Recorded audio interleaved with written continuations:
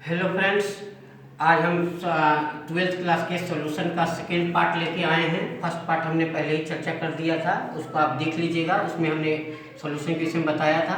आज हम second part है, उसमें हमने सॉल्यूशन कंसंट्रेशन के ऊपर चर्चा किए थे। कंसंट्रेशन क्या है? किसी सॉल्यूशन का स्ट्रेंथ, किसी सॉल्यूशन का जो स्ट्रेंथ है वही उस सॉल्यूशन का कंसंट्रेशन होता है। जनरल फार्मूला कंसंट्रेशन का हम क्या कहते हैं? कंसंट्रेशन का जनरल फार्मूला कहते हैं कि amount of solute dissolve in amount of solvent और सॉल्यूशन। कितना अमाउंट ऑफ सॉल्यूट डिजॉल्व है कितने अमाउंट ऑफ सॉल्वेंट में और सॉल्यूशन में, उसी का जो रेशियो निकालते हैं उसी को हम कहते हैं कंसंट्रेशन। ठीक है, तो कंसंट्रेशन निकालने के कई मापदंड है, कई तरीके हैं। कंसंट्रेशन निकालने के कई स्केल हैं, तो उस स्केलों को हम वन बाय वन डिस्कस करेंगे। तो देखिए कंसंट्रेशन निकालने के स्केल क्या क्या है। Concentration it is expressed in different forms. Concentration को हम लोग डिफरेंट फॉर्म में एक्सप्लेन करते हैं या दिखाते हैं। किस किस वेट में दिखाते हैं? W by W, weight by wait के टर्म में दिखाते हैं। वॉल्यूम बाई वॉल्यूम के टर्म में दिखाते हैं। मोलालिटी के टर्म में दिखाते हैं। ppm पार्ट्स पर मिलियन के टर्म में दिखाते हैं। मोलारिटी के टर्म में दिखाते हैं। मोल फ्रैक्शन के टर्म में दिखाते हैं और नॉर्मलिटी के टर्म में दिखाते हैं। इतने तरह से हम किसी सॉल्यूशन का कंसंट्रेशन को एक्सप्लेन करते हैं, दिखाते हैं कि किसी सॉल्यूशन का क्या कंसंट्रेशन है। लेकिन सारा का रिजल्ट एक ही है। हमने पहले बताया कंसंट्रेशन का जो मेन जो जनरल फार्मूला वही है कि कितना अमाउंट ऑफ सॉल्यूट डिजॉल्व है कितने अमाउंट ऑफ सॉल्वेंट में या सॉल्यूशन में, उसी के रेशियो को कहते हैं। अब उसका रेशियो दिखाने के तमाम तरह के स्केल्स हैं। ठीक है, तो सबसे पहला बात करते हैं W बाई डब्ल्यू, जिसको हम कहते हैं mass percentage. W by W का मतलब क्या होता है? Mass percentage. ठीक है, W बाई डब्ल्यू में यानी इसका भी वेट, सॉल्यूट का वेट, सॉल्वेंट का वेट, या सॉल्यूशन का वेट, सॉरी। मास परसेंटेज में क्या है? W क्या है? सॉल्यूट का वेट है, और ये W क्या है? सॉल्यूशन का वेट है। यानी कहने का मतलब जैसा कि नाम से स्पष्ट है कि परसेंटेज लगा हुआ है, इसका मतलब 100 में, यानी कितना वेट ऑफ सॉल्यूट डिजॉल्व है 100 ग्राम ऑफ सॉल्यूशन में। ध्यान सुनिए, क्या बोल रहे हैं? मास परसेंटेज में कितना वेट ऑफ सॉल्यूट डिजॉल्व है 100 ग्राम ऑफ सॉल्यूशन में, इसी के रेशियो को हम क्या कहते हैं? मास परसेंटेज कहते हैं। ठीक है ना, यानी weight of solute dissolve in 100 gram of solution is called mass percentage.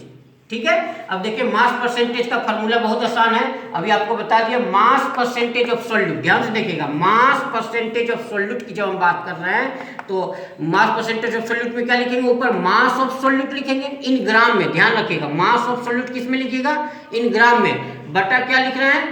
Total mass of solution. किस में लिखेंगे?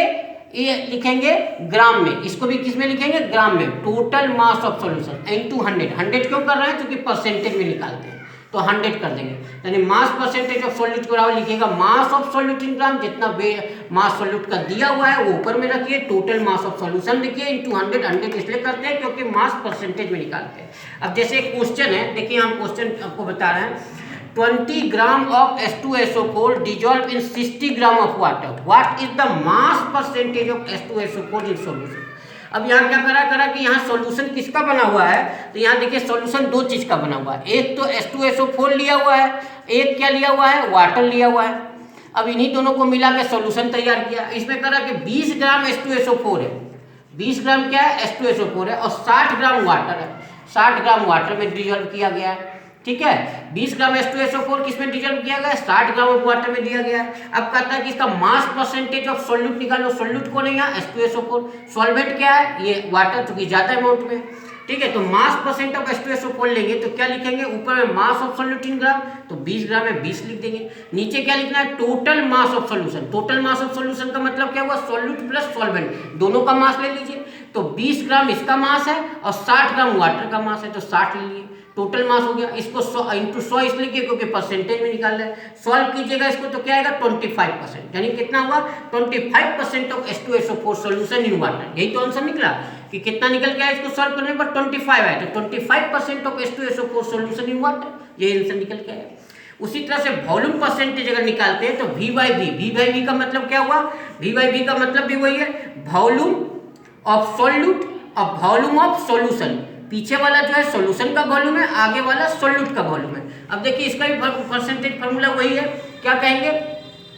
Volume of solute dissolve in 100 gram 100 ml of solution, volume of solute dissolve in 100 ml of solution, यानी कितना volume solute का dissolve है 100 ml of solution में, इसी के रेशियो को क्या कहते हैं, वॉल्यूम परसेंटेज कहते हैं।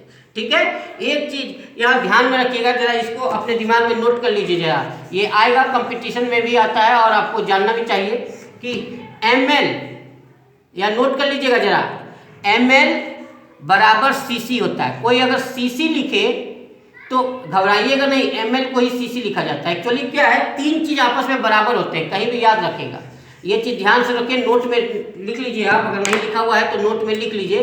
क्या नोट में लिखना है, ml बराबर cc बराबर क्यूबिक सेंटीमीटर, सेंटीमीटर क्यूब, इसको नोट कर लीजिए कहीं भी। ऑल स्टूडेंट जरा ध्यान दीजिएगा, इस फॉर्मूले को नोट कर लीजिएगा। क्या लिखा हुआ है, ml बराबर cc बराबर सेंटीमीटर क्यूब होता है, जबकि ml यानी वॉल्यूम है, cc क्यूबिक सेंटीमीटर को कहते हैं और उसी को सेंटीमीटर 3 दे देते हैं, 3, यानी ml बराबर cc बराबर क्यूबिक सेंटीमीटर आपस में सब बराबर होता है। तो वॉल्यूम परसेंटेज में क्या कर रहा है, वॉल्यूम परसेंटेज ऑफ सॉल्यूट के लिए volume of A solute in ml, solute का वॉल्यूम ऊपर में ले लीजिए ml में, या cc, ml की जगह पर क्या लिख सकते हैं, cc भी लिख सकते हैं। ध्यान दीजिएगा, हम बार बार बता रहे हैं कि ml बराबर cc बराबर क्यूबिक सेंटीमीटर, तीनों आपस में इक्वल होते हैं, तो ml की जगह पर यहाँ cc भी लिखा जा सकता है। Total volume of solution into 100 इसलिए क्योंकि परसेंटेज भी निकालना है, तो ठीक उसी प्रकार से इसका भी आ जाएगा, जो सॉल्यूट का वॉल्यूम देगा रहेगा ऊपर लिख दीजिएगा।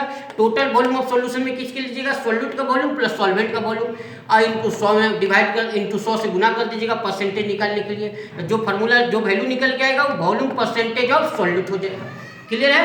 अब हम तीसरा बात कर रहे हैं मोलालिटी की। मोलालिटी क्या होता है, मोलालिटी का देखें, मोलालिटी को स्मॉल m से डिनोट करते हैं। पहले तो ध्यान में रखें कि मोलालिटी को हम किससे डिनोट करते हैं, स्मॉल m से। इसको दिमाग में सेट कर लीजिएगा, स्पेलिंग ध्यान से देख, चूंकि एक यहाँ पर मोलारिटी भी आता है टर्म, इसलिए कह रहे हैं मोलालिटी को हम स्मॉल m से डिनोट करते हैं। मोलालिटी क्या है, number of moles of solute dissolve in 1 kg of solvent, कितना मोल डिजॉल्व है सॉल्यूट का 1 kg सॉल्वेंट में, इसी के रेशियो को हम कहते हैं मोलालिटी। ध्यान से सुन लीजिए, कितना मोल डिजॉल्व है सॉल्यूट का 1 kg सॉल्वेंट में, इसी को हम कहते हैं मोलालिटी, यानी number of moles of solute dissolve in 1 kg of solvent is called molality. ठीक है, क्लियर है। देखिए यहाँ डिफिनेशन में वही लिखा हुआ है, मोलालिटी को स्मॉल m से डिनोट करते हैं, number of moles of solute dissolve in 1 kg, ध्यान से लिखिएगा, इन 1 kg of solvent is called molality of solution. Formula क्या होगा, स्मॉल m से डिनोट करते हैं इसलिए मोलालिटी के लिए हम लिखे हैं। Number of moles of solute ऊपर में लेंगे, नीचे क्या लेंगे, नीचे लेंगे mass of solvent in kg। किसमें लेंगे, mass of solvent in kg, solvent का मास लेंगे, सॉल्यूशन का नहीं, सॉल्वेंट का मास लेते हैं यहाँ, mass of solvent in kg। अब देखिए मोल्स ऑफ सॉल्यूट कैसे निकालेंगे, मोल्स ऑफ सॉल्यूट कैसे निकालेगा, जैसे H2SO4 दिया हुआ है 20 ग्राम, तो कैसे निकालेगा मोल, तो 20 ग्राम मतलब ऊपर में गिवन वेट लिखिए, जो H2SO4 का दिया रहेगा, कोई भी सब्सटेंस है उसका वेट लिखिए, बटा उसको किससे डिवाइड कर दीजिए, मोलर मास से डिवाइड कर दीजिए। ध्यान से देखिएगा, गिवन वेट ऑफ सॉल्यूट और डिवाइडेड किससे कीजिएगा, मोलिकुलर मास से। मोलिकुलर मास नहीं कहेंगे इसको, मोलर मास से डिवाइड कर देंगे। मोलर मास से डिवाइड कर देंगे तो ये जो टर्म आएगा निकल के W बाई m डैश, ये क्या होगा, ये किसको डिनोट करेगा, ये डिनोट करेगा मोल्स ऑफ सॉल्यूट को। और चूंकि mass of solvent in kg लिखा हुआ है, तो मास ऑफ सॉल्वेंट इन हमने ग्राम कर दिया है। अब चूंकि ग्राम में कर दिए तो भाई kg में बनाने के लिए क्या करेंगे, 1000 से डिवाइड करेंगे, तो ये 1000 से डिवाइड कर दिए। ठीक है, अब देखिए यही 1000 ऊपर चला गया है, और मास ऑफ सॉल्वेंट इन ग्राम के लिए a सिंबल हमने यूज कर दिया है, और W यही और m डैश नीचे चला गया। ठीक है, वेयर W क्या है, weight of solute in gram, W क्या है, जो वेट सॉल्यूट का दिया रहेगा वो लिख देंगे। m डैश क्या है, m डैश है मोलर मास ऑफ सॉल्यूट। देखिए मोलर मास और मोलिकुलर मास के विषय में पहले भी हमने बता चुके हैं इसके 11th क्लास चैप्टर में, एक बार फिर से आपको हम समझा दें, या ध्यान दीजिएगा, थोड़ा सा ध्यान दीजिए तो आपको क्लियर हो जाएगा। जैसे यहाँ पर हम बता रहे हैं, ध्यान से दीजिएगा, जैसे H2SO4 हमने सब्सटेंस लिया, अब H2SO4 का मोलिकुलर मास निकालिए। क्या निकालिए, मोलिकुलर मास, मोलिकुलर मास निकालेंगे H2SO4 का, तो क्या निकल के आएगा, हाइड्रोजन 2 सल्फर का 32 आएगा निकल के, क्योंकि सल्फर 32 होता है एटॉमिक वेट। हाइड्रोजन का 2 क्यों नहीं है, हाइड्रोजन का एक होता है, 2 लिए तो 2 हो गया। ऑक्सीजन का 16 होता है, 4 एटम है तो 16 4 जा कितना का 64 हो जाएगा। टोटल को ऐड करेंगे तो कितना आ जाएगा, 98 आ जाएगा। अब यहाँ 98 जो है, यहाँ पर कुछ भी नहीं लिखा हुआ है, तो ये मोलिकुलर मास है। क्योंकि यहाँ कुछ नहीं लिखा हुआ है तो वास्तव में यहाँ क्या लिखा हुआ है, 98 लिखिए या 98 AMU लिखिए, 98 खाली लिखिए या 98 AMU लिखिए। ये क्या है, मोलिकुलर मास ऑफ H2SO4 है। लेकिन अगर हम कहें मोलर मास ऑफ H2SO4, अगर हम इसी को क्या कहें, मोलर मास ऑफ H2SO4 कोई आदमी कहे, तो हम इसको क्या लिखेंगे, इसको हम लिखेंगे 98 ग्राम। देखिए अंतर आ गया ना। हमने क्या करा है, H2SO4 का मोलिकुलर वेट निकाले तो 98 आया। अगर सिर्फ 98 बोलते हैं या 98 AMU बोलते हैं तो ये मोलिकुलर मास ऑफ H2SO4 आया। लेकिन जब हम इसी 98 में यहाँ पर ग्राम शब्द इंडिकेट कर दे रहे हैं, ध्यान से देखिएगा, ग्राम शब्द इंडिकेट करते हैं तो इसको हम क्या करते हैं, मोलर मास ऑफ H2SO4 है। यानी कहने का मतलब H2SO4 के 1 मोल का मास है ये 98 ग्राम।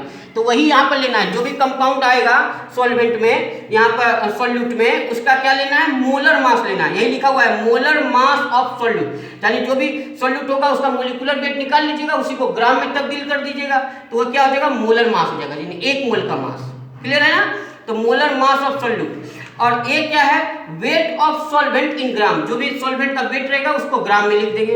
अब देखिए एक नोमिकल है यहाँ पर दिया हुआ, ध्यान से देखिए, नोमिकल हमने सेट किया है। यहाँ पर क्या है, जैसे calculate molality of 2.5 gram of ethanoic acid, जिसका फॉर्मूला है CH3COH in 75 gram of benzene. कह रहा है कि 2.5 ग्राम इथेनोइक एसिड, यानी CH3COH, इथेनोइक एसिड को ही एसिटिक एसिड भी कहते हैं, ठीक है, क्लियर है ना।